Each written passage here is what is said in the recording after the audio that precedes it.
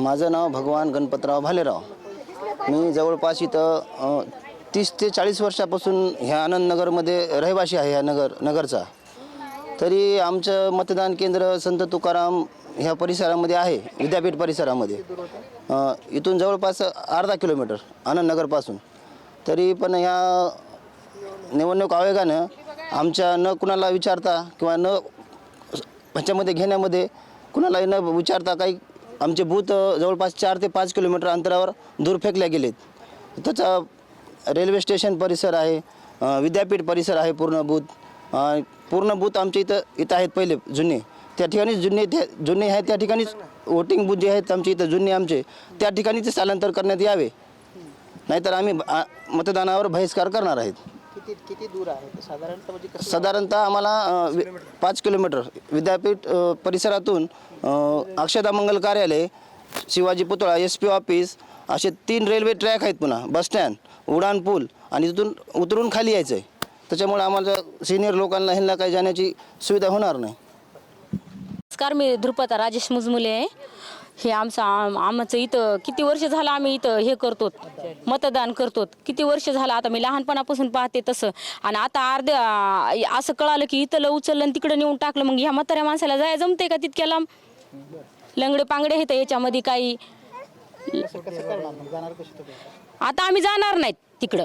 हो, इतक्या लांब कोण जाणार आहे? इतकं पटरी क्रॉस करून या माणसाला होते का? आम्ही तरी जाऊ समजा कसं पण हे लंगडे पांगडे माणसं म्हातारे कोतारेला धरून चालावं लागतं. या नाही, आम्ही मतदान करणारच नाहीत.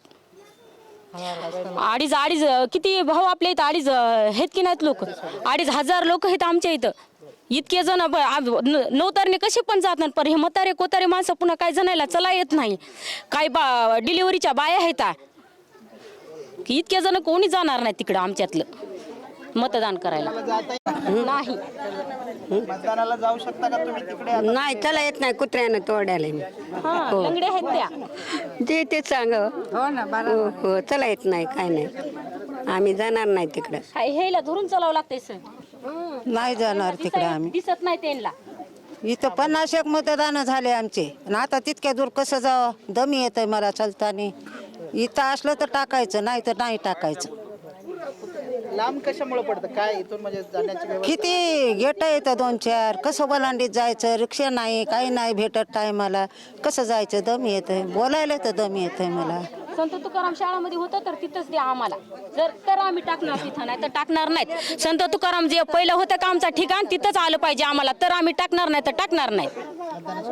मतदानच करणार नाहीत. एवढ्या माणसाला घेऊन काय करायचं मग आम्हाला? तुम्ही गेले होते तिकडे अधिकाऱ्यांकडे, काय म्हटलं? ते म्हणले की नाही, आमचं इथं उचललं, आता तिकडे येऊ वाटलं या म्हणले काहीतरी असं. हो, ते आमचं जाणंच होत नाही तिकडं. तर कशाला मग उग अडचणी सांगायच्यात? आमचं जाणं होत नाही तिकडं. आम्हाला माफ करा एवढ्या बार. मग हेच म्हणू शकता आम्ही. दुसरं काय आता? दुसरं तरी कसे जाते ना, पण हे असे म्हातारे कोतारे माणसं कसं जातील? आणि इतके किती म्हातारे आहेत बघा ह्याच्यातून. एक वोटाची किती किंमत असते माहित आहे ना त्याला. मग तेवढंच म्हणायचंय मला.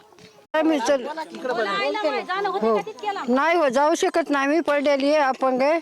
माझ्या कमरेत गॅप आहे, माझ्या गुडघ्यानं गॅप आहे. चालू शकत नाही साहेब मी. हो हो, आता अधिकाऱ्याला काय सांगता? काय सांगते मी? चालू शकत नाही. काय सांगणार? अधिकाऱ्याला काय नाही, आमचा काही इन्कार नाही. पण इथं असं तर कसं आटून नेतील लेकरं आमचं? माहित नाही त्याचं काय झालं ते. अचानकच कळालं हे आम्हाला. हो, आम्ही जाणार नाही. 100% जाणं होतच नाही. आम्हाला मतदान इथंच पाहिजे. आम्ही जाणार नाही तिकडे. आम्ही आंधळे कुंदळे इथं घरी लेकरं आहेत लहान लहान. आम्ही जाणार नाही. आम्हाला पहिली जिंदगी गेली. आम्ही लहानपणापासून आम्ही इथंच मतं टाकलेलं आहे. आम्ही तिकडे जाऊ शकत नाहीत. आम्ही इतक्या लांब. आम्हाला इथंच पाहिजे. नाही इथंच डिलिव्हरीच्या बाया काही आम्हाला इथंच पाहिजे. जिंदगी गेल्या, तिसरी पिढी आली नाही आता. इथंच पाहिजे आम्हाला दुसरीकडनं पाहिजे. आम्ही जाणार नाहीत. आम्हाला इथंच पाहिजे. हो,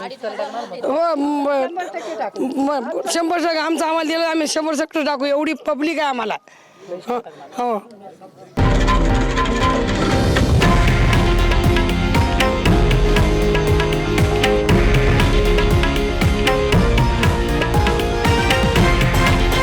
हे आहे देशातील नंबर 1 न्यूज नेटवर्क आणि आपण पाहत आहात TV9 मराठी, एकमेव.